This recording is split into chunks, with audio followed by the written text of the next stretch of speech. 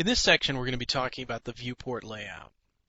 As you can see, when you start a Rhino document, you have 4 viewports. Your top view, your perspective view, your front view, and your right side view. Now, to better demonstrate this for us, what I'm going to do is draw a square. And in my front view, I'm going to add a sphere. So now, as you can see, we have our top view, front, perspective, and right. If I use my shaded preview here, as you can see, by holding my right mouse button, I can rotate my perspective view and get a good idea of what my shape is going to look like from any angle.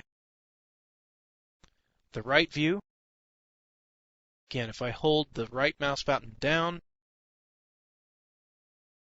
my shaded preview continues to each viewport I select. Now this object looks the same from the front and from the right side. From the top, it looks different, and then of course from the perspective viewport.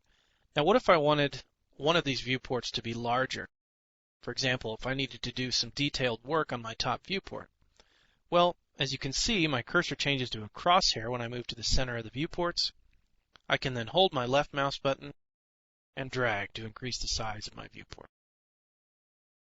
This can be done any way you like, and in fact, you can grab one of the walls of the viewports as well and shift it.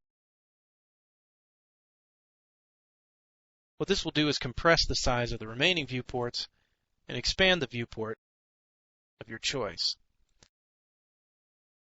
Now another thing that I can do is hold my left mouse button on the word right or the word perspective, for example.